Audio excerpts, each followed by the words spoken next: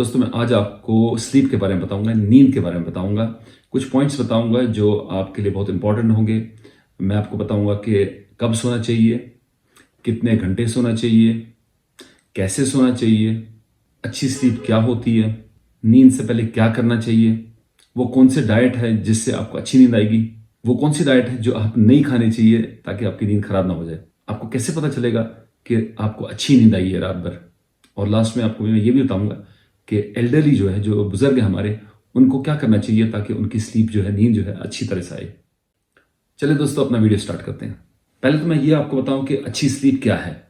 अच्छी स्लीप है जो आप तकरीबन 6 से 9 घंटे सोओगे, यानी एवरेज अगर देखा जाए 7 से 8 घंटा आप सोना चाहिए, और वो भी अनडिस्टर्ब हो, उसमें कोई डिस्टर्बेंस ना हो। अर्ली सोना और सुबह अर्ली उठना ये हमेशा से रिकमेंड किया जाता है कि ये अच्छी हैबिट है।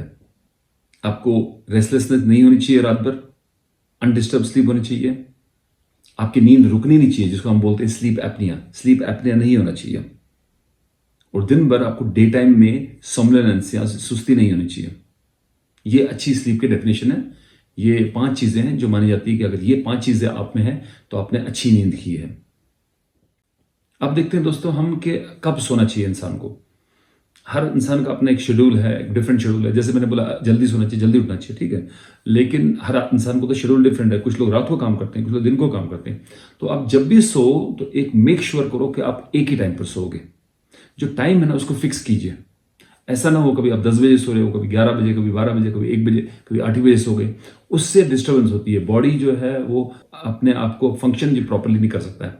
इसीलिए सेम टाइम पर सोना जो है वो बहुत इंपॉर्टेंट है। ये हम इंपॉर्टेंस इसलिए बता रहे हैं कि वो हार्ट के लिए इंपॉर्टेंट है, डायबिटीज के लिए इंपॉर्टेंट है, वजन के लिए इंपॉर्टेंट है। हर इंसान का डिफरेंट होता है, हर इंसान सेम टाइम पर नहीं सो सकता। सो हर इंसान का वेरी करता है। आप 10 बजे सोते हैं वो भी सही है, मैं 11 बजे सोता हूँ वो भी सही है, कोई 12 बजे सोता है वो भी सही है, लेकिन वो मेक श्योर करें कि वो सेम टाइम पर ही हमेशा सोए। उसके अलावा ये मेक श्योर करो कि आप दिन को जो सोते हैं ना वो 30 मिनट से ज्यादा मत सो। उसको हम सिesta बोलते हैं, जो सुस्ताना होता है दिन को 4 बजे के करीब या 3 बजे के करीब, या लंच के बाद। कुछ लोग जो घर में होते हैं, हम तो ड्यूटी पर होते हैं, लेकिन वो जो सुस्ताना है ना, या इवनिंग में कुछ लोग सोते हैं, तो वो जो है वो 30 मिनट से ज्यादा ना हो। उससे भी आपका स्लीप जो है, रात का जो नींद जो है ना आपकी, वो इफेक्ट हो जाती है। अब आते हैं हम कैसे सोना चाहिए। प्रेफर हम करते हैं कि हम साइड पर सों। अगर हम कमर पर सोते हैं तो अगर थोड़ा सा भी वजन ज्यादा है, थोड़ी डबल चिन है, थोड़ा पेट निकला हुआ है, तो खराटे स्टार्ट होते हैं। उसको स्नोरिंग बोलते हैं। वो मुज़र है हार्ट के लिए। तो बेहतर है अगर हम साइड में सोए। देखा जाता है कि अगर हम साइड में सोते हैं तो कम स्नोरिंग होती है। जब हम सोते हैं तो इनिशियली हमको चाहिए कि हम लेफ्ट साइड से ज्यादा सोएं। इनिशियली स्टार्ट में से आधा घंटा 1 घंटा ज्यादा से ज्यादा, उसके बाद हम टर्न करके राइट पर सो जाएं, या आधा घंटा लेफ्ट पर सो जाएं, उसके आधे घंटे के बाद हम राइट पर सो जाएं। वो अच्छी हैबिट मानी जाती है, और वो हजमे के लिए भी अच्छा है और दिल के लिए भी अच्छा है। अब मैं आपको बताता हूं कि 3-4 चीजें हैं जो आप करने चाहिए जब आप सोने से पहले। क्या क्या करना चाहिए? पहले तो ये कि आप डिनर जो है वो हल्का करोगे। जैसे मैंने पहले भी बोला है कि डिनर जो है वो लीस्ट होना चाहिए। पूरे ब्रेकफास्ट, लंच और डिनर का अगर देखा जाए तो पॉपर की तरह, यानी जो फकीर है उसकी तरह बिल्कुल कम से कम डिनर खाया जाए। सो डिनर लीस्ट डाइट होना चाहिए हमारे पूरे दिन के मील्स में। सबसे हल्का होना चाहिए डिनर। तो हल्का डिनर हो, उसके बाद आप 2.5 घंटे, 2 से 2.5 घंटे नहीं सोना चाहिए। तीसरी बात कि आप 10 मिनट से 15 मिनट तक एक स्ट्रॉल करोगे अपने ही कमरे में, अपने वरांडा में, अंदर ही, इंडोर में ही, बाहर जाने की जरूरत नहीं, सीढ़ियां ऊपर नीचे करने की जरूरत नहीं है। सो ये एक 10 मिनट का स्ट्रॉल है जो मुफीद है, जो अच्छा है आपकी सेहत के लिए। इसमें आपको हजमियत भी अच्छी होगी, खाना भी अच्छा हजम होगा, और खाना आगे भी चलेगा, क्योंकि आपने 2-2.5 घंटे वेट भी किया है। तो रिफ्लक्स का चांस बहुत कम होगा। जो एसिड आता है लोगों को, उसकी वजह से भी रात को फिर खराश हो जाती है गले में, या खांसी आती है और डिस्टर्बेंस हो जाती है और जागना पड़ता है। तो वो डिस्टर्ब स्लीप का रीजन वो भी है। इसीलिए आपको चाहिए कि आप इवनिंग में हल्की डाइट खाएं। जो आपने डिनर के साथ पानी का ग्लास पिया है वो लास्ट आपका होना चाहिए। उसके बाद आप पानी ना पिए, क्योंकि अगर पानी पिएगा तो फिर और पेशाब आएगा, और पेशाब आएगा तो उठना पड़ेगा।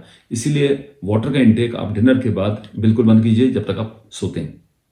और सोने से इमीडिएटली पहले बाथरूम चले जाओ और अपना ब्लैडर खाली कर लो, यूरिन कर लो, ताकि ब्लैडर हल्का हो जाए, अच्छी नींद आए। दोस्तों मैं अब आपको बताता हूं कुछ फूड्स, यानी कुछ फूड आइटम्स वो जिनसे आपको अच्छी नींद आएगी, वो उन लोगों के लिए जिनको अच्छी नींद नहीं आ रही है और कुछ खाने के आइटम्स हैं जिससे उनको अच्छी नींद आएगी। उसमें आमंड्स हैं यानी बादाम है, अखरोट है, वॉलनट, पिस्ताचियो है, काजू है। उसके अलावा देखा गया है कि अगर आप मिल्क लेते हैं, दूध, तो उससे आपको अच्छी नींद आती है। ये भी देखा गया कि अगर आप राइस लेते हो, अगर आप रोटी खा रहे हो और आपको नींद नहीं ठीक आ रही है, थोड़ा सा राइस अगर आप इवनिंग में लोगे तो आपको अच्छी नींद आएगी। उसके अलावा आप कीवी खा सकते हो इवनिंग में, और उसके अलावा आप बनाना ले सकते हो। ये सारी फूड आइटम्स जो हैं, और फैटी फिश जो है ये ले सकते हो आप। इसमें या तो इनमें ट्रिप्टोफान बहुत ज़्यादा है, या इसमें मेलाटोनिन काफ़ी ज़्यादा है, या कुछ चीज़ों में मैग्नीशियम है। ये तीनों चीज़ें जो है आपको अच्छी नींद देते हैं। दोस्तों, कुछ फूड आइटम्स हैं जो आपको नींद खराब कर देंगे। उनमें से कॉफ़ी है, और जो स्टिमुलेंट्स हैं या कैफिनेटेड जो ड्रिंक्स हैं वो आप अवॉइड कीजिए। उसके अलावा अल्कोहल हर सूरत में अवॉइड कीजिए। उसके अलावा स्पाइसी फूड अवॉइड कीजिए। जैसे मैंने बोला कि अगर स्पाइसी फूड खाओगे और रिफ्लक्स होगा तो उससे भी आपको डिस्टर्ब हो जाएगी स्लीप। तो ये स्लीप को कम करते हैं, स्टिमुलेंट्स खासकर स्लीप को कम करते हैं। कॉफ़ी जैसी चीज़ इवनिंग में मत पीजिए। लास्ट में दोस्तों मैं आपको बताऊंगा कि जो एल्डरली है उनमें दो इंपॉर्टेंट चीज़ें हैं जिनकी वजह से उनकी स्लीप डिस्टर्ब होती है। एक होता है कि उनको अमूमन जो बुढ़ापे में है उनको प्रोस्टेट होता है, मर्दों को।